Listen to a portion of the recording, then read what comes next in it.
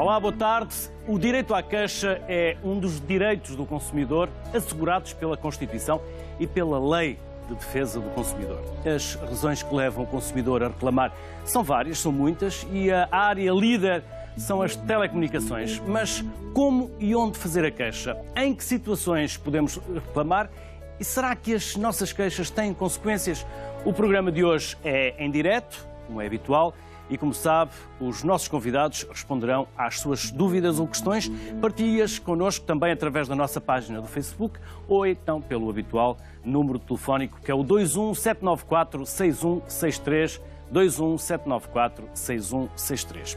Para o Sociedade Civil de hoje convidei Rosário Trezo, jurista do Departamento Jurídico e Económico da DECO, Pedro Lourenço, CEO e fundador do Portal da Queixa, e Eva Gaspar, assessora de imprensa da Provedoria de Justiça. Aos três, bem-vindos à Sociedade Civil. A Eva já cá esteve.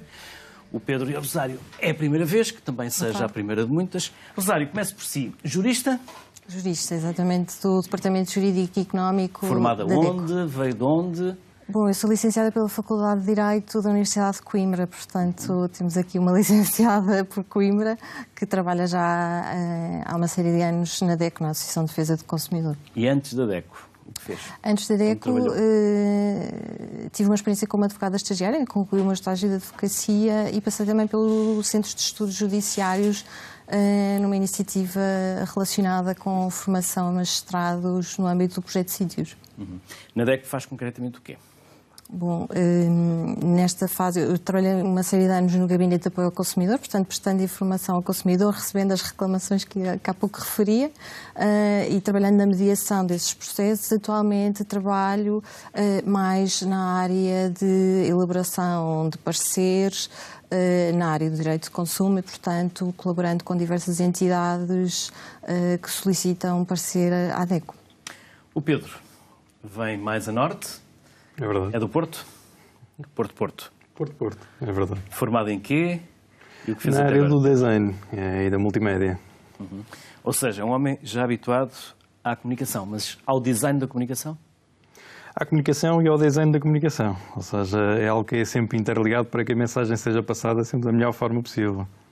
E nós sabemos comunicar?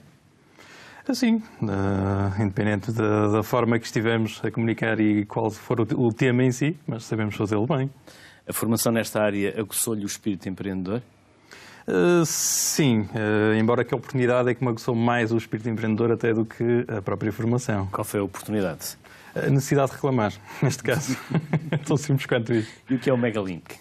Ou o que foi o Megalink? É 2008, não é? Sim, é uma empresa de desenvolvimento multimédia e que, no fundo, vem na origem do Portal da Queixa também, com a necessidade de criar esta plataforma para que viesse dar uma resposta às necessidades que, entretanto, estavam a ser cada vez mais prementes nesta sociedade de consumo, principalmente para esta relação da internet que tem vindo a crescer, e veio dar resposta através dessa necessidade com aquilo que é a sua capacidade de criação e desenvolvimento de plataformas online.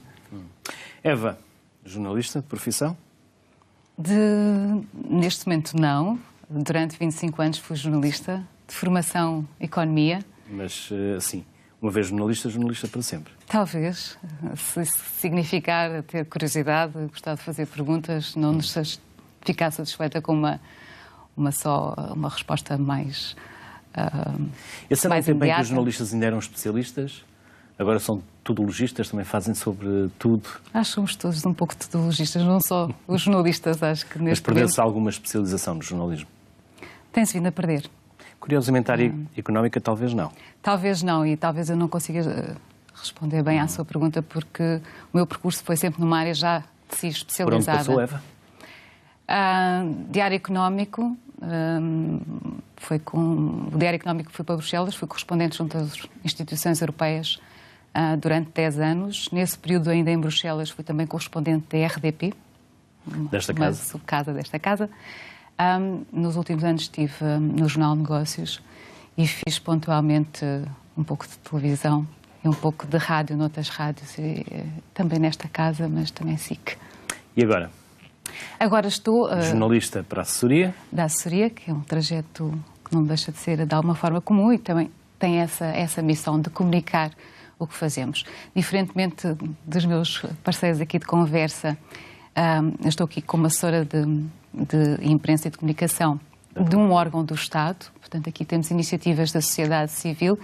No caso do provedor de justiça, que no caso preciso atual é a provedora de justiça, porque é Maria Lúcia Amaral a titular do posto, é um órgão que nasce na sequência da Constituição Portuguesa de 1976 e, portanto, faz parte da arquitetura do Estado e tem como missão primeira, que entretanto foram-se acrescentando outras valências, mas lá chegaremos, garantir o chamado bom governo. Portanto, somos um órgão que deve vigiar que os outros órgãos da administração pública, central, regional e local, aplicam bem as leis, os procedimentos são os corretos e tratam os cidadãos de forma transparente e de forma também equitativa. Daqui a pouco já lhe vou perguntar se aplicam bem a lei e se tratam dessa forma os cidadãos.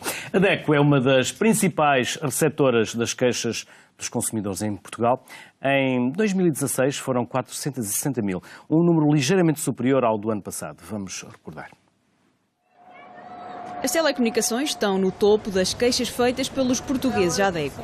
É assim há 10 anos, tudo por causa das fidelizações. As operadoras continuam a insistir que querem prender os seus clientes durante o máximo tempo possível. Houve alterações legislativas importantes em 2016, no entanto, infelizmente não vieram resolver o problema, mas vejo que as operadoras contornam a legislação de forma a continuar a insistir nas fidelizações dos 2 anos. À DECO chegaram mais de 45 mil queixas neste setor. A energia e a água estão em segundo lugar com mais de 27 mil reclamações. No setor da energia podemos destacar a mudança do comercializador, as vendas agressivas que são feitas no domicílio dos consumidores, por comerciais que estão a tentar enganar o consumidor para ele mudar de comercializador sem explicar realmente o que é que está ali em causa. Temos também situações de faturação elevada, faturação excessiva, a prescrição de consumos, ou seja, consumos que estão a ser faturados com mais de 6 meses, também costuma ser uma solução muito frequente. Os portugueses reclamaram menos em 2016. A associação que representa os consumidores fechou o ano com 460 mil queixas, menos 34% do que no ano anterior. O único setor em que as reclamações aumentaram foi o dos serviços financeiros. Rosário, uma das razões para termos recuperado esta reportagem é que, na prática, os portugueses estão a apresentar menos queixas, julgo eu, estão menos queixinhas, no bom sentido, mas as telecomunicações continuam a ser o prato principal. Algumas coisas mudaram também de 2016 para 2017 no âmbito das telecomunicações, mas mudaram o suficiente para que os portugueses passassem a queixar-se menos das telecomunicações? Não, de todo. E a verdade é que as alterações promovidas à lei das comunicações eletrónicas tanto não foram suficientes, que continua a ser, há mais de 10 anos, o setor mais reclamado na DECO. Porquê, Rosário? Se é sempre, todos os anos, a principal razão de queixa, porque é que as operadoras não mudam ou são os consumidores que são demasiado exigentes? Eu acho que tem muito a ver com a própria posição que as operadoras têm no mercado, ou seja, cada vez mais os consumidores, por um lado, utilizam esse tipo de serviços, são serviços públicos essenciais e considerados muito importantes pelos consumidores no seu cotidiano. Os consumidores estão mais atentos também às ofertas que são propostas, mas sem dúvida que também há, enfim, uma postura das operadoras muito mais ativa, no sentido de fazer uma publicidade muito apelativa, muitas vezes, ou, enfim, não raras vezes com apelativa, falta de informação. A fugir para o enganosa? Por vezes sim, e nesse sentido a DECO também tem tido um papel muito importante no sentido da denúncia dessas situações à entidade reguladora, mas a verdade é que todos os dias somos confrontados ou com ofertas à nossa própria casa, ou seja, aquelas vendas porta a porta. Estamos a falar daquelas, exatamente. Exatamente, que motivam um número muito significativo de reclamações, mas também todos os dias através da televisão. para as pessoas com mais idade? Sem dúvida, sem dúvida. No caso das vendas porta a porta, os consumidores, enfim, mais vulneráveis em função da idade, acabam por ser um alvo mais apetecível. E, por outro lado, o ano passado tivemos até uma situação, enfim, já um bocadinho fora do comum. Claro que a fidelização, os períodos de fidelização e de refidelização, algo que a Lei das Comunicações Eletrónicas acabou por não dar uma resposta satisfatória, continuam a ser, enfim, a situação mais reclamada pelos consumidores portugueses, mas depois situações de incumprimento contratual, incumprimentos dos tarifários praticados, situações de apoio ao cliente, de faturação, acabam por continuar a ser, enfim, o dia-a-dia dos consumidores que se deslocam à DECO. Por outro lado, também ainda no final de 2016, mas com impactos em 2017, houve uma situação também muito importante e que acabou por motivar um grande número de reclamações que teve a ver com aquilo que consideramos ter sido um aumento ilegal dos preços, pela forma como, ou pela ausência de comunicação adequada dessa alteração dos preços e, portanto, foi uma situação que acabou também por motivar muitas reclamações e uma atuação da DECO, que desde logo procurou reunir com os operadores, denunciar a situação à entidade reguladora, no caso o ICP Anacom, e, portanto, é um setor de claro destaque. Pedro, também vos chegam muitas queixas na área das telecomunicações? Cada vez mais. E, na realidade, temos vindo a assistir justamente a isso. É curioso, até tendo em conta este contraciclo que estávamos agora aqui, de alguma maneira, a analisar do ponto de vista daquilo que são os números que têm sido demonstrados com a evolução das reclamações. Contudo, nós temos vindo a verificar que os consumidores têm estado mais atentos e que, cada vez reclamam mais. Agora, são canais que, se calhar, muitas vezes são mais rápidos desse ponto de vista da reclamação, utilizando a internet em si, no caso das redes sociais. Mas essa proximidade não quer dizer que lhes resolvam os problemas, não é? Sim e não. Ou seja, o que acontece? Há operadoras que, bem, até têm um provedor do cliente, não é? Sem dúvida, sem dúvida. E são mecanismos muito importantes que hoje em dia acabam por aproximar cada vez mais os consumidores e os clientes das suas próprias marcas, não é? A grande questão é que nós estamos a passar uma fase daquilo que era a transação para a relação. Ou seja, aquilo que há uns anos atrás, sem haver esta comunicação vindo pela internet, principalmente, que tem vindo a criar uma partilha de experiências muito mais próxima entre os consumidores, que acabam, de alguma maneira, criar conceitos acerca daquilo que é a qualidade do serviço, e isso tem vindo também a forçar as marcas a alterar a sua relação e a forma como acabam por tratar ou resolver esses problemas que, entretanto, são explanados via as redes sociais. E isso tem efeitos rápidos nessas alterações comportamentais, porque aquilo que é colocado hoje em dia em termos de experiência, de satisfação ou insatisfação por parte de um consumidor, tem repercussões muito, de alguma maneira, devastadoras para uma marca se não forem agradáveis ou se, na realidade, não estiverem de acordo com aquilo que são os padrões de qualidade que a marca pretende ter no mercado. Ou seja, por isso, aquilo que estamos a assistir é justamente isso, é o consumidor estar cada vez mais atento, mais informado, tendo em conta aquilo que é esta capacidade de relação imediata via as redes sociais, na partilha e na experiência destas experiências de consumo. Contudo, assistimos também ao mesmo tempo, fruto da desinformação e daquilo que estava-se aqui a referir há pouco, que tem que ver diretamente com a legislação, tem que ver com aquilo que são os direitos do consumo, que muitas vezes acabam por não chegar ao consumidor da forma mais adequada, porque na realidade não é passada dessa forma. Então o consumidor muitas vezes sente que, no momento em que tem que tomar uma decisão, não está bem ciente daquilo que são os seus próprios direitos. E aí talvez resultem muitas reclamações. Eva, e qual é o alvo principal das queixas que vos chegam à Provedoria? Se permite só para dar seguimento, no caso, por exemplo, das telecomunicações, não é, o provedor de justiça não é a primeira porta à qual os consumidores que estejam insatisfeitos com os serviços que lhes são prestados devem bater. Recorrer. Mas nós, por vezes, intervimos sim. Portanto, a primeira porta terá de sempre reclamar face à empresa ou junto da entidade reguladora, mas no caso não haver uma resposta satisfatória e continuarmos a receber queixas, nós podemos intervir. Estava agora a recordar-me, não há muito pouco tempo, há coisa talvez de um mês e meio, houve uma tomada de posição da Provedora de Justiça relativamente, por exemplo, ao chamado WAP Billing, que são aplicações que se fazem o download de uma criança de forma quase inconsciente, toques de telemóvel, que tem um custo e, portanto, não há ali nenhuma aceitação, nenhuma relação contratual esclarecida prévia e, a certa altura, a pessoa está a pagar X por semana, X por mês, sem se ter apercebido. Portanto, nesse tipo de situações em que o regulador ou não está suficientemente atento, mas sabemos que já foi chamada a atenção ou a legislação está desadequada, a Provedora de Justiça pode intervir. Mas, obviamente, na relação de consumo mais direta, o provedor está, digamos, numa posição mais ajusante. Nós, é um pouco mais em termos de reclamações, e agora respondendo à sua pergunta em concreto, naturalmente entidades da administração Direção-Geral de Segurança Social? Segurança Social é um recordista, sim, assim como a Autoridade Tributária. São, digamos que, as entidades mais visadas pelas reclamações que sucessivamente ao longo dos anos recebemos. Mas também autarquias, por exemplo. Que tipo de queixas, por exemplo, Eva? Vou dar um exemplo, Autoridade Tributária, uma situação em que até a intervenção do provedor ajudou a resolver, a minorar a situação. Imagine-se, e este caso eu estou a dar em termos abstratos, mas eles existem, uma empresa que por alguma razão está há 10 anos sem pagar ao seu trabalhador. Ao fim desses 10 anos, por alguma situação, ou porque a insolvência processou-se e há dinheiro, esse trabalhador recebe os 10 anos de salário que estiveram em atraso.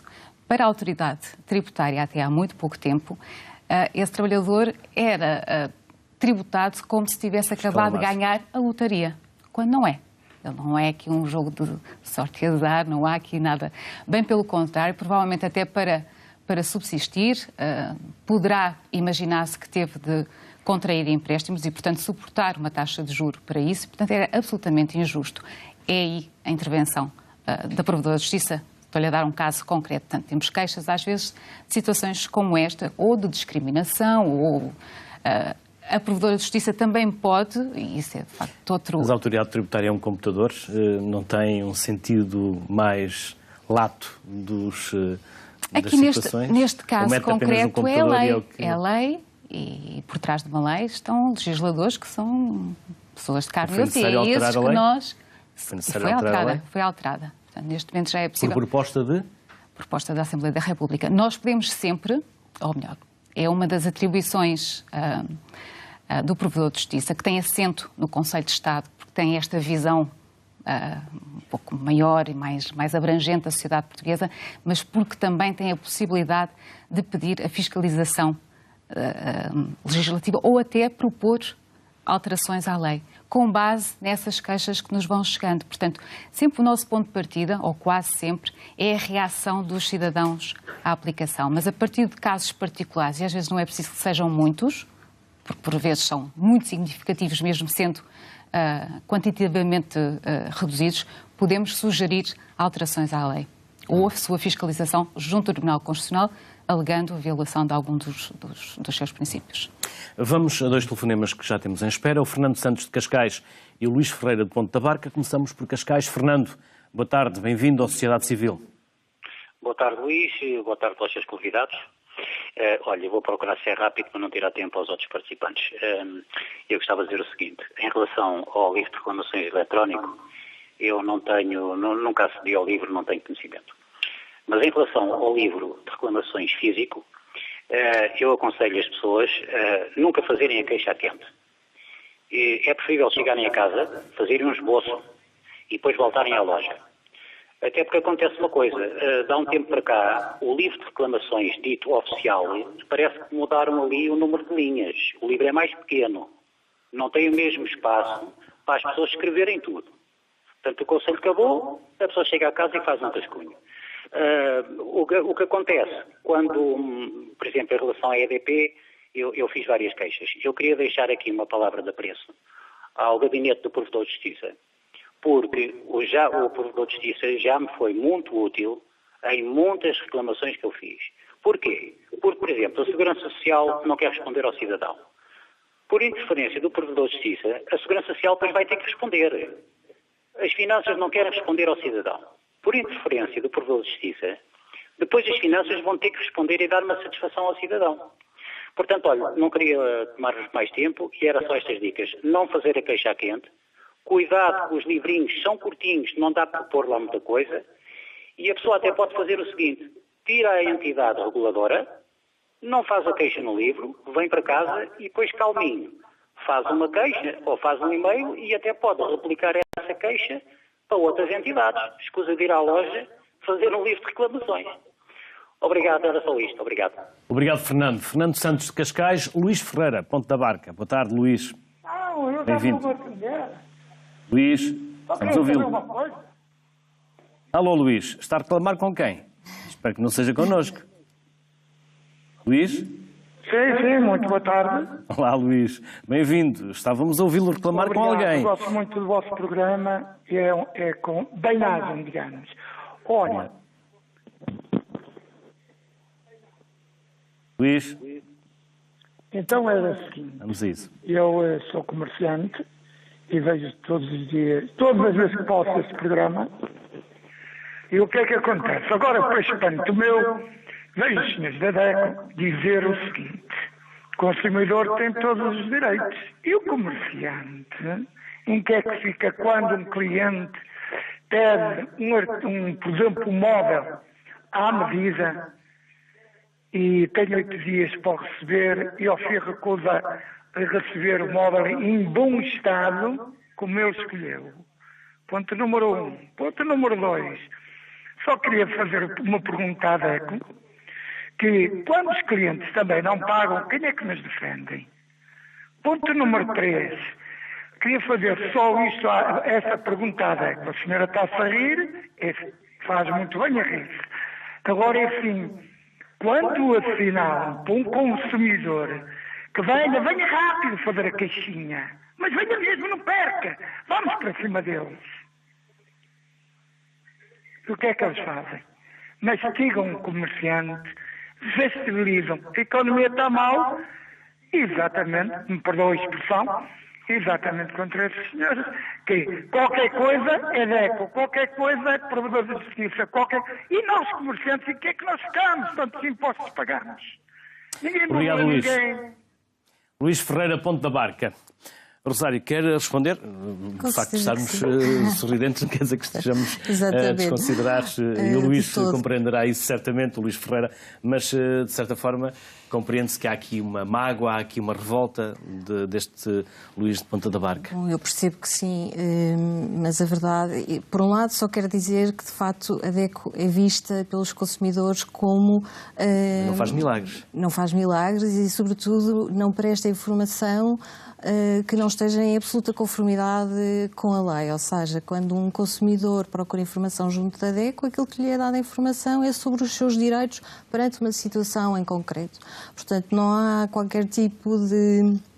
Enfim, aqui pareceu-me sugerir-se, enfim, haver ali, de alguma forma, uma atuação da DECO no sentido de impelir os consumidores a reclamar direitos que não têm. Pelo contrário, a DECO faz campanhas de informação e mesmo no seu gabinete de apoio ao consumidor disponibiliza informação relativamente a situações concretas. Aquilo que explicamos são os direitos dos consumidores numa determinada situação. Os empresários terão, obviamente, também de se aconselhar, e para isso é que existem advogados, para eventuais situações que possam, de facto, ultrapassar os limites da lei. Não é essa a nossa percepção. A nossa percepção é que quando os consumidores recorrem à DECO é porque algo correu menos bem, porque os seus direitos estão a ser lesados, ou porque uma encomenda não chegou na data que era prevista, ou porque um bem tem defeito. E não dirigir-se à DECO, enfim, em face de uma situação desconforme como aquela que aqui foi relatada, ou seja, alguém encomendar um bem que depois, afinal, não pretende. Portanto, por um lado, salientar aqui que o nosso papel é de prestar informação. Só consumidores informados é que podem exercer bem os seus direitos e, portanto, o papel e a atuação da DECO é nesse sentido. Por outro lado, pegando também um bocadinho no que outro telespectador referiu, sem dúvida que as caixas não devem ser apresentadas a quente e, sobretudo, se as pessoas percebem que na altura podem, enfim, estar com a sua razoabilidade diminuída, mas a verdade é que temos que chamar aqui a atenção para um instrumento fulcral no exercício do direito de caixa, que é o livro de reclamações. O livro de reclamações reclamações é um importante exercício de cidadania e é, enfim, a ferramenta ideal para, de facto, exercer esse direito de caixa. Rosário, o José Felgueiras, no Facebook, pergunta-nos, mas o que se pode fazer quando nos recusam o livro de reclamações? Bom, nesse caso, chamar as autoridades. As empresas que não disponibilizam o livro de reclamações serão sancionadas se isso for efetivamente verificado. Nós temos um regime jurídico do livro de reclamações que, de facto, é muito importante no exercício do direito à caixa, estabelece os procedimentos para se apresentar a reclamação e as obrigações dos prestadores de serviços, nomeadamente terem afixado nos estabelecimentos que o estabelecimento tem um livro de reclamações e, entre outras, enfim, diretrizes que o regime prescreve, nomeadamente a obrigação da reclamação ser enviada para a entidade reguladora ou setorial competente para apreciação. Portanto, há uma série de obrigações que este regime contempla, no sentido de proteger os consumidores e de fomentar a utilização do livro de reclamações. Algo também é muito importante e que está relacionado com aquilo que o telespectador referia. Atenção que uma coisa é o livro de reclamações, outra coisa são livros de apoio ao cliente, que infelizmente a DEC já teve a possibilidade de constatar que muitas vezes são apresentados ao consumidor como se fossem livros de reclamações. Não são, e isso é muito importante que os consumidores percebam. O livro de reclamações é aquele livro encarnado cuja informação está fixada à porta dos estabelecimentos. Livros de recomendações, de sugestões, não são o livro de reclamações. E há pouco falávamos aqui da importância de outros mecanismos de reclamação, das ferramentas online que estão à disposição dos consumidores, até do papel das redes sociais. Hoje em dia, isso estará eventualmente ligado também à diminuição do número de reclamações. A verdade é que muitos consumidores tendem a utilizar as redes sociais, os sites online, mas a verdade é que muitas vezes depois não se sabe o que é que acontece a essas reclamações, ou seja, por vezes o consumidor consegue de facto resolver o seu problema, resta saber se resolve de acordo com aquilo que a lei determina e, portanto, é muito importante também haver aqui uma reclamação no livro para que as entidades competentes possam verificar o sucedido e, se for caso disso, instaurar até um processo contra o Ordem Nacional. Portanto, o livro de reclamações tem um papel fundamental e nunca nos podemos esquecer disso. Portanto, é um instrumento muito importante. É importante também... Se não ficar no livro de reclamações e se for feito apenas o contacto com o alvo em causa, entra para as estatísticas. Entrará eventualmente para as da empresa. Bruno Silva aqui no Facebook também nos diz. Não. No caso das telecomunicações, as queixas são feitas e resolvidas pelas operadoras através do Facebook e por contacto telefónico, por isso nunca serão registadas para a estatística. É verdade? Resta saber que estatística que estamos a falar. Para a estatística da DECO, que é aquela que divulgamos anualmente, evidentemente essas não são registadas. As que são registadas são aquelas que nos fazem chegar os consumidores. Portanto, este contacto direto pode fazer baixar as estatísticas e estarmos aqui a dizer que os portugueses reclamam menos, quando na verdade se calhar até estão a reclamar mais, mas não conta para a estatística. Exatamente. Pode não chegar essa reclamação ao ICP-ANACOM, por exemplo, que é também quem divulga, enfim, os números das reclamações na área das telecomunicações, mas estamos a falar eventualmente de números muito significativos, aliás, como há pouco aqui se referia, no que diz respeito aos sites, aos gabinetes de apoio ao cliente, nos sites, nas redes sociais, e sabemos também que hoje em dia as empresas têm que estar muito atentas aos conteúdos nas redes sociais e, enfim, na internet. Os consumidores são cada vez mais digitais, mas também a informação que se coloca lá tem um peso cada vez mais importante e, portanto, é evidente que as empresas estão muito atentas também a essa situação. O Pedro discorda ali de qualquer coisa que a Rosário falou, mas... Não é questão de discordar. Há aqui uma questão complementar que acho que é fundamental e fala-se muito acerca do livro de reclamações. Aliás, saiu na comunicação social, creio eu, há uma semana atrás, os dados estatísticos da atividade relativamente aos reguladores e, neste caso, aos fiscalizadores também, no caso da ASAI, de que têm em conta o número de reclamações feitas pelos livros de reclamações, seja o físico, seja o online. Contudo, há aqui uma questão de fundo que começa a ser cada vez mais evidente e preocupante, que tem que ver justamente com aquilo que são as reclamações que são elegíveis para serem tratadas e fiscalizadas no âmbito do livro de reclamações, que são questões muito importantes que muitas das vezes os consumidores não têm essa percepção. Ou seja, eu para lhe dar um pequeno exemplo, se fizer uma reclamação de um mau atendimento num restaurante ou até mesmo numa operadora, se estiver ao balcão de uma operadora, não é elegível para aquilo que depois será a atuação no âmbito do MASAI ou mesmo da própria ANACOM. Ou seja, e isto são informações que muitas vezes não estão ao alcance do consumidor, porque, e dizíamos isso, e aliás o telespectador que falou de Cascais referiu justamente isso, que a reclamação deve ser feita com alguma estrutura para que ela depois possa ter consequência e que possa servir justamente para uma melhoria desse mesmo serviço, e nós também concordamos obviamente com isso, porque acho que cada um de nós, em termos de senso comum, sabe que a partir de uma reclamação é revestida por uma carga emocional muito grande, não é? Porque há um confronto, há uma insatisfação, há um desejo de uma resolução de um problema. E por isso é que é importante perceber exatamente onde é que nós conseguimos tentar resolver essa reclamação. Eu referi isto porque foram dados até emitidos pela própria ASAI há uma semana, como eu referia, em que estamos a falar que a grande maioria das reclamações que chega via livre reclamações não têm capacidade de ser sequer analisadas porque não estão no âmbito da própria ASAI. E estamos a referir-nos a reclamações de mau atendimento, por exemplo, em que faria todo o sentido que essas reclamações chegassem à própria marca, ou seja, que chegassem a um interlocutor mais adequado dentro da organização para que o mesmo pudesse, entretanto, identificar o problema para depois agir em conformidade com melhorias que possam, de alguma maneira, ultrapassar essas questões que estão a ser veiculadas e divulgadas pelos próprios consumidores, e acaba por não acontecer justamente por isso, porque fica apenas e só no livro de reclamações. Ou seja, a própria entidade que vai fiscalizar não irá, com certeza, atuar em qualquer circunstância porque não está no seu âmbito de atuação. Ou seja, atenção, porque, enfim, uma coisa é eventualmente não haver matéria contra nacional que possa, de facto, vir a surtir, enfim, uma coima, etc. Outra coisa é a situação em si. Eu acho que nós não devemos desincentivar a utilização do livro de reclamações, mesmo para situações que possam eventualmente ser consideradas menores, mas que na nossa perspectiva nunca são. Enfim, uma questão de mau atendimento ao cliente, etc. É importante que seja denunciada desde que efetivamente enfim, que seja uma situação relativamente gravosa. É importante que isso chegue ao conhecimento do prestador de serviço ou do fornecedor de bens, e atenção que a reclamação no livro de reclamações é sempre feita ao profissional.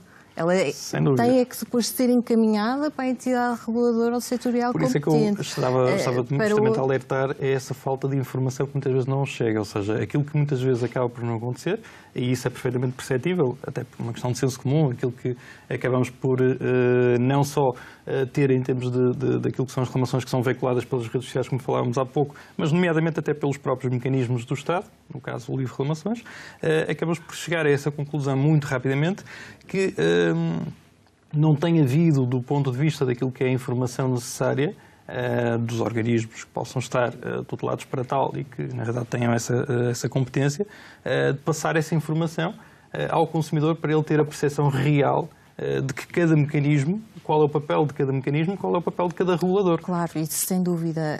E daí também ser muito importante que se promova e se fomente, e a nosso ver, enfim, é uma lacuna na lei atual, que haja sempre uma resposta por parte da entidade reguladora ao consumidor, ou seja, no sentido de o consumidor, por um lado, ver no livro de reclamações um instrumento efetivo e, enfim, consequente do exercício de reclamação, mas que também haja informação acerca da situação em concreto e até sobre a possibilidade de recurso a mecanismos alternativos de resolução de litígios. Mas os consumidores, ou o livro de reclamações, naquelas situações em que eventualmente possa a situação não consubstanciar ou não ter a natureza do foro contra o nacional, será sempre também, e não podemos deixar de frisar isso, um instrumento servirá sempre também para desincentivar condutas futuras que sejam lesivas dos direitos dos consumidores. É aquela questão do mau atendimento ao cliente, enfim, será um importante exemplo nessa matéria. Sem dúvida. A Eva Gaspar há pouco já nos disse, mas vamos agora vê-lo também, porque a Direção-Geral de Segurança Social é o serviço público com mais reclamações, tanto na Provedoria de Justiça como no Portal da Queixa. Vamos perceber porquê. 8h30 da manhã, loja do Cidadão das Laranjeiras. Pela direita, entra quem vai para o balcão da Segurança Social. Horas de espera, dias, meses e anos, no caso de Mariette Sousa e Maria Teresa Garcês. As respostas que eles dão é que estão a estudar o caso, mas é preciso tanto tempo para estudarem o caso? O meu filho tinha direito a uma coisa que não teve, não por minha culpa, porque eu cumpri os prazos, mas sim porque, por ineficiência, ineficácia, atraso, o que queira, da Segurança Social. Desde 2014, que estão para tentar resolver o caso. Nunca teve qualquer resposta da Segurança Social? Nunca. Maria Teresa Garcês era a única que contribuía para o rendimento da família. Ficou desempregada e procurou apoio na escola do filho. Ele teria direito às refeições, aos almoços e a 16 euros de material escolar. E ainda perguntaram-me se ele tinha média de superior a 14 e caso estivesse no escalão A, tinha uma bolsa de mérito no valor de superior a 1.000 euros. A bolsa é atribuída pelo Ministério da Educação consoante o escalão da família. O documento é emitido pela Segurança Social e foi a um balcão deste organismo público que Maria Teresa se dirigiu. Disse que precisava até 30 de setembro da declaração, o que me disseram que ia estar descansada, que à partida ia ter. Entretanto, fui vendo na Segurança Social direta qual era a situação, tudo se mantinha na mesma. Ficou à espera desde 2014. É como está Mariette Sousa. Estava numa empresa de trabalho temporário e recorria pontualmente ao subsídio de desemprego para superar os meses em que não tinha contrato. Quando regressava ao trabalho, fazia o acerto dos dias com a Segurança Social. Sempre concordou e pagou as devoluções pedidas. Em 2014 recebo uma carta para pagar 840 euros. O meu espanto. Vou à Segurança Social saber o que é que se passava. Segurança Social, carimba, em que a agência temporária tinha-me posto 10 dias, na altura foi a justificação que me deram, a agência temporária tinha-me posto 10 dias pagos em agosto. Quer dizer, os 10 dias, a Segurança Social pensou estar a trabalhar e está no Fundo de Desemprego. E eu disse não, porque o meu contrato apresentei terminou a 31 de julho. Como é que é possível? Então, assentou-me lá, tenho que mudar esta letra, tenho que tirar estes 6 dias, peço à agência temporária resolver esse problema. A agência de trabalho temporário identificou o problema, corrigiu e Mariette Sousa contactou a Segurança Social para informar que a situação estava regularizada. Recebo outra vez a mesma carta para pagar o mesmo. Eu disse, espera aí. Em 2015, ano dos últimos dados oficiais disponíveis, o Provedor de Justiça recebeu 1.446 queixas relativas ao sistema de segurança social. O relatório enviado pela Provedoria ao 6/9 revela ainda que a segurança social é alvo do maior número de procedimentos abertos e reabertos, com 19,5% do total das queixas dos portugueses. Eva, e tudo parece resumir-se a o Estado pagar e a recolher impostos. Tudo se parece resumir ao dinheiro que o Estado paga ou ao Estado que recolhe. Dá uma dimensão, sim, há sempre... Falamos de Segurança Social e Autoridade Tributária. Exatamente, portanto, os contribuintes e receber prestações, embora também sejamos contribuintes da Segurança Social. Mas aqui este caso que estava a ser relatado e os números que foram aqui citados, muitas vezes aqui é também o papel do Provedor de Justiça. Nós somos soft power. Se estivéssemos aqui a falar em linguagem militar, somos soft power. Nós não tomamos decisões. Não tomamos decisões, mas temos uma grande capacidade e julgo que até aqui fiquei muito contente de ver aqui um ouvinte reconhecer o trabalho do Provedor de Justiça. Temos uma teia de contatos informais com os vários organismos. Muitas vezes os problemas surgem por má aplicação, por má conhecimento dos meandros da lei e dentro dos próprios serviços públicos. E, portanto, também há um papel de pedagogia. Nós somos parceiros da administração pública, nós não somos acusadores, somos mediadores do cidadão, nós somos um serviço gracioso, independente. Toda a gente que nos chega tem resposta. Havia aqui a questão de pessoas que diziam que mande cartas e não temos resposta. Toda a gente aqui tem resposta, mesmo que a resposta seja não é, está aqui a porta. Em quanto tempo, Eva? depende muito das circunstâncias e dos números que estejamos a falar. Será necessário contactar entidades, cruzar informação. Certo, nós recebemos, os números vão variando de ano para ano, estou a dar aqui números grandes, cerca de 40 mil solicitações por ano. Quer via telefónica, nós temos também 3 linhas dedicadas, especialmente aos idosos, aos portadores de deficiência e às crianças, portanto são linhas gratuitas, dirigidas para estes grupos da população mais vulnerável e, portanto, que damos um acesso privilegiado. Depois temos muita gente que nos envia cartas, que nos telefona, que faz queixas no portal online, que nos envia fax, ainda há fax, nesta época ainda digital, ainda há fax.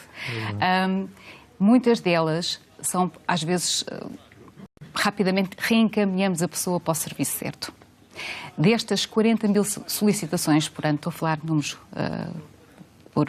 por alto, de grosso, nós instruímos cerca de 8 mil procedimentos de queixa, ou seja, deste universo total, 8 mil são de facto situações que nós devemos de tratar.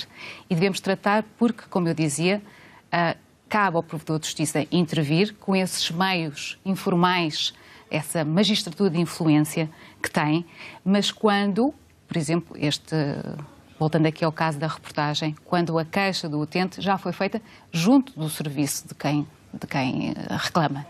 E, portanto, nós entramos numa fase a seguir. Em relação aos tempos que me estava a dizer de resposta, cerca de 50% são respondidos em menos de 90 dias, 85% no espaço de um ano. Pedro, também é dos serviços do Estado que vos chega a maior parte das queixas? A maioria, sem dúvida. A Segurança Social, falamos há pouco também no caso da autoridade tributária. O Estado não devia ser mais rigoroso e mais responsável na forma como trata os cidadãos nos serviços que lhe presta? Deveria, por uma razão óbvia, porque essa expectativa que nós temos como cidadãos, seja O Estado também não nos perdoa. Exatamente, e justamente por isso, ou seja, há aqui uma expectativa relativamente àquilo que é o nível de satisfação do serviço prestado por parte do cidadão, e isso deveria estar, principalmente porque estamos a falar de serviços que são primários, são serviços de alguma forma são basilares relativamente àquilo que são os nossos direitos como cidadãos. Ou seja, deveria à partida ser o exemplo primário ser dado pelo próprio Estado. Na realidade, acaba por assim não acontecer na grande maioria das vezes. Existe alguma posição por parte do Estado, não digo acima da lei, nem é isso que se coloca em causa, mas se calhar talvez com menos preocupação do ponto de vista daquilo que é a relação com o cidadão do que deveria ter. Felizmente nós, e principalmente no portal da queixa, porque visto que tudo é público, toda a reclamação fica de alguma forma pública, e é possível retirar muita estatística, muita conclusão acerca daquilo que, entretanto, é veiculado por parte dos próprios consumidores ou cidadãos, no caso forem reclamações ao Estado, conseguimos constatar que, felizmente, já existem muitos organismos que têm vindo a ter essa preocupação ao longo destes últimos anos e, por força justamente daquilo que é a exposição das redes sociais e da internet, que permite para o consumidor, para o utente, neste caso para o cidadão, ter essa percepção real de que se eu tiver um problema exatamente como este, que resposta é que vou ter, que tipo de tratamento é que vou ter, em que tempo, estaremos a falar de meio ano, estamos a falar de uma semana. E essa informação é muito importante hoje em dia para que essa expectativa não saia agorada no final do dia. E também é muito importante para que o próprio serviço público possa demonstrar que não é diferente daquilo que é o serviço privado. Ou seja, que tem a mesma preocupação em satisfazer, em prestar um serviço de excelência de acordo com os padrões de qualidade e, por isso, felizmente, temos vindo a constatar que cada vez mais tem havido essa preocupação. E isso é sem dúvida fundamental para que no Estado de Direito as pessoas consigam ter essa... Eu ia ligar um pouco com o que disseram há pouco em relação ao livro de reclamações, e já que estamos aqui num programa que pretende ser didático, não é? É muito importante que as pessoas descrevam as razões pelas quais estão a reclamar de forma sucinta e objetiva. Muitas vezes temos... Sem emoção. Traz sempre alguma emoção pelo meio, mas ser o mais objetivos possível. Tal cabeça quente que o Fernando de Cascais há pouco nos falava. Fazer juntar os documentos de prova que julguem ser relevantes, isso é muito importante. Portanto, dar logo à cabeça uma informação clara, objetiva, ou o mais possível, com os documentos de prova, isso facilita-nos imenso o trabalho. a perceber o que é que está ali de facto em causa, porque às vezes são textos muito grandes, com grande carga emocional, e que é difícil até perceber o que é que aquele cidadão de que se queixa. Portanto, se aqui houver algum conselho que eu possa passar, é ser claro, sucinto, curto e fazer juntar então os documentos que possam ajudar-nos também, aliás, a saber a trajetória que o processo já leva, não é? Muitas vezes chega ali e a história já é bastante longa. Rosário, eu trouxe aqui 2 queixas que fiz no livro de reclamações, mas depois do que eu vi pela Eva, talvez não faça muito sentido. Há meio ano eu apresentei 2 reclamações que até hoje nunca tive resposta. Por isso, a Eva dizia-me, por alguns casos mais complexos, até 1 ano, é normal que as pessoas fiquem tanto tempo à espera depois de fazerem uma reclamação. Infelizmente ainda é uma realidade. Qual é o tempo de espera razoável? Não sabemos dizer, até porque a lei não impõe esse prazo de resposta. Agora já temos uma novidade no que diz respeito aos serviços públicos essenciais, em que de facto já está contemplado um prazo de 15 dias úteis para essa resposta ser veiculada ao consumidor, mas a verdade é que o legislador ainda não sentiu, apesar de desta realidade ser muito palpável, o legislador ainda não sentiu a necessidade de ir além e de consagrar expressamente uma obrigatoriedade de resposta, seja por parte do prestador de serviços, seja pela autoridade que depois aprecia a queixa. O legislador não é também cidadão e consumidor? Sem dúvida. É necessário reforçar a lei ou aplicá-la melhor? Nessa questão é necessário reforçar mesmo a lei, porque não faz muito sentido, se queremos de facto que o livro de reclamações seja um instrumento utilizado e bem utilizado, como aqui se referiu, não faz sentido que depois os prestadores possam simplesmente não apresentar resposta. No caso do livro de reclamações digital eletrónico vai haver essa particularidade, no sentido também de se promover a utilização do livro de reclamações online, mas a verdade é que no livro de reclamações físico essa obrigação é apenas dos prestadores de serviços públicos essenciais, onde aliás, como são setores muito regulados, na maioria dos casos já havia até prazos de resposta previstos, sobretudo no caso da eletricidade e do gás natural. A nosso ver, seria importante que houvesse sempre a necessidade de ser apresentada uma resposta, quer por parte do prestador de serviço ou fornecedor de bens, quer por parte da própria entidade reguladora do setor. Caso contrário, o consumidor pode deixar, perante essa ausência de resposta, de que vale a minha reclamação, que lá está, e como aqui bem foi vincado, deve ser uma exposição sucinta dos factos, enfim, o mais objetiva possível, demonstrando, enfim, algum tipo de prova, mas o consumidor quer uma resposta, quer saber qual é que é o desfecho para o seu caso, e na nossa perspectiva seria até muito interessante também que uma alteração legislativa contemplasse a possibilidade do próprio consumidor autorizar ab início, ou seja, desde logo, a possibilidade do reencaminhamento da sua reclamação para um mecanismo alternativo de resolução de litígios. Portanto, neste caso, é necessário que, de facto, seja reforçada a lei. Jorge Santos, do Porto, e Isabel Teles, do Estoril, estão em espera para entrar no Sociedade Civil de hoje. Jorge, Porto, boa tarde, bem-vindo. Vamos a isso, Jorge. Muito boa tarde. Já quase que me esqueço das perguntas, tive aqui uma data de tempo à espera, mas vou tentar... Isso é uma reclamação, Jorge? Isso é já uma reclamação do próprio programa. Tenho aqui uma situação que é o seguinte, eu do ponto de vista jurídico, gostaria de colocar a seguinte questão. Qual é a legitimidade da entidade DECO para fazer publicidade online das queixas? Ou seja, eu tenho uma empresa, sou escravo da minha empresa, presto um serviço. Depois, um cliente que a gente nem sabe de onde é que veio, apresenta uma queixa e é exposto online o nome da empresa referindo essa queixa. Eu não tenho, que eu saiba, a DECO não tem nenhum documento assinado meu para poder fazer publicidade online. Desse ponto de vista... Quando diz publicidade é ser referida à sua empresa ou à sua marca. O nome da minha empresa está exposto, a partir daí estão a fazer publicidade à minha empresa. Ponto. Quando diz publicidade é uma publicidade negativa, é isso? É publicidade. Obrigado, Jorge. O jurídico não me parece correto. Depois, uma outra questão. Para terminar, Jorge. Para terminar, sendo esta empresa, esta entidade com uma certa legitimidade, que nós já conhecemos há uma data de anos, porque é que utilizam meios de comunicação para angariar clientes que lhes pagam mensalmente por intermédio de meios como spam de e-mails e plataformas publicitárias que muitas das vezes nem portuguesas são? Obrigado. Jorge Santos, do Porto, Isabel Teles, no Estoril. Olá, Isabel. Boa tarde. Olá, boa tarde. Em primeiro lugar, parabéns à equipa pelo programa. E gostava só de relatar uma reclamação que eu apresentei há mais ou menos 2 anos e meio à TAP no livro de reclamações, relativo a um atraso de uma viagem de Viena para Lisboa, no período da noite em que teve um atraso de várias horas e em que eu viajava com o meu filho na altura menor, e de facto asseguraram a refeição da noite, mas esperámos horas e horas, chegámos a Lisboa a uma hora muito mais tardia e muito mais complicada para deslocações, em termos de transportes públicos. A verdade é que nunca recebi qualquer resposta à minha reclamação, nem da TAP, nem da entidade reguladora.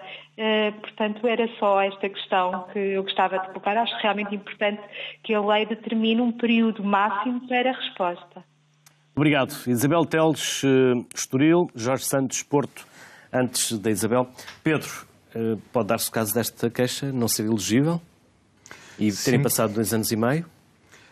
Poderá dar-se o caso de não ser elegível e poderá dar-se o caso também de o tratamento não ser mais adequado. E isto acaba Porque as viagens é outra das grandes reclamações. Muitas. E são sazonais. Está entre os 10 mais, não é? Sim, também. São sazonais, mas também acabam por se estender cada vez mais hoje em dia ao longo do ano. E não resultam já tanto como antigamente, que só na época do verão, na época do grande fluxo das viagens. Mas isto vem justamente dar e trazer à discussão aquilo que referíamos há pouco, que é o facto de ninguém quer fazer uma reclamação e não ter resposta. Ou seja, isso é essencial não só pelo direito... As pessoas acham que não vale a pena. Exatamente. E não se dão esse trabalho. trabalho. Vamos quebrar um canal de comunicação que é fundamental. E de confiança. Não é? Aliás, esse reforço da confiança é aquilo que nós precisamos como consumidores para poder consumir e para alavancar a economia. Ou seja, isso é algo que é inerente à nossa capacidade de consumo e é isso que nós procuramos, na grande maioria, quando vamos atrás de partilha de experiências de uma determinada marca que até já possamos conhecer, ou aquela que não conhecemos, no caso, nomeadamente, imagina o comércio eletrónico, em que surge uma marca de repente no mercado e nós não temos confiança porque ainda não conhecemos aquela mesma marca. Então vamos procurar justamente a experiência de outros dos consumidores que tenham passado por circunstâncias de consumo e perceber se na realidade estamos perante uma marca de confiança ou não. Agora, isso leva-me para há pouco aquilo que estávamos aqui a discutir e com muita pertinência, que tem que ver justamente com o papel de cada de cada organismo e cada mecanismo que possa existir para não só salvaguardar os direitos dos consumidores, mas mais do que isso, para informá-los. Ou seja, eu referimos há pouco o caso do Appealing, foi uma das circunstâncias que nós alertamos para um aumento exponencial, estamos a falar de 635% o aumento do número de reclamações em 2017 face a 2016, ou seja, isto vem revelar que estamos perante um problema muito mediático, e que é muito transversal a qualquer um de nós, porque qualquer um de nós tem um equipamento móvel, não é?